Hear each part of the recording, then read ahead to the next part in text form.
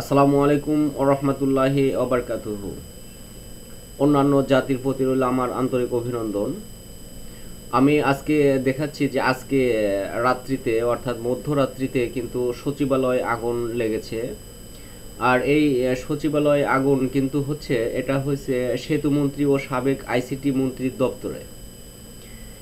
এই দপ্তরে আগুন লাগার কারণে দেখুন যে আমি দেখাচ্ছি যে এখানে সচিবালয়, যে এই যে দেখুন আগুনের লেলিহান শিখা।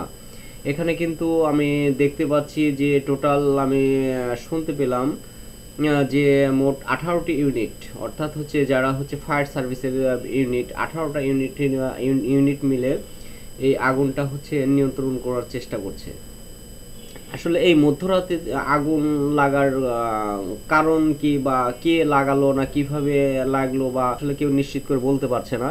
শুধু আগুন দেখেই কিন্তু চতুর্দিকে মানুষ কিন্তু ছুটে এসেছে এবং তারা দেখছে, এবং ফায়ার সার্ভিসকে কিন্তু তারা বলেছে, ফোনের মাধ্যমে বলার পরে ফায়ার সার্ভিসের লোকজন এসে কিন্তু আগুন নিয়ন্ত্রণ করার চেষ্টা করছে। এই যে দেখতে পাচ্ছেন যে আসলে মধ্যরাতে সচিবালয়ে ভয়াবহ আগুনের নিয়ন্ত্রণে কাজ করছে 18টি ইউনিট। এই 18টি ইউনিট মিলে কিন্তু তারা নিয়ন্ত্রণে কাজ করার চেষ্টা করছে।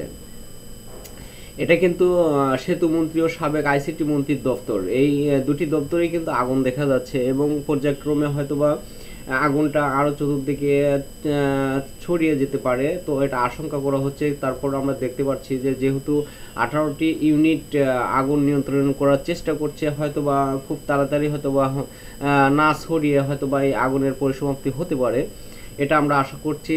তো এই এই আগুনটা আসলে এটা আমরা প্রায় দেখি যে বিভিন্ন স্থাপনায় বা বিভিন্ন প্রতিষ্ঠানে হঠাৎ করেই আগুন লেগে যায়, এবং আগুনে কিন্তু ব্যাপক ক্ষয়ক্ষতি হয়। বিশেষ করে যদি লোকজন থাকে তাহলে কিন্তু তারা কিন্তু বের হতে পারে না, বা বিভিন্ন বিভিন্ন ক্ষয়ক্ষতি হয়। এখানে কিন্তু আমরা দেখছি যে যেটা গুরুত্বপূর্ণ নথিগুলো রয়েছে সচিবালয়ে, কিন্তু গুরুত্বপূর্ণ বিভিন্ন নথি থাকে। এই নথিগুলো কিন্তু আসলে কিন্তু পুড়ে ছাই হয়ে যাচ্ছে, ভস্ম হয়ে যাচ্ছে। আসলে কোনো কিছুই তখন এই আগুন লাগার পরে কোনো কিছু তথ্য যদি কেউ চায় তাহলে পাবে না, কিন্তু এগুলো সব কিছু পুড়ে ভস্ম হয়ে যাচ্ছে।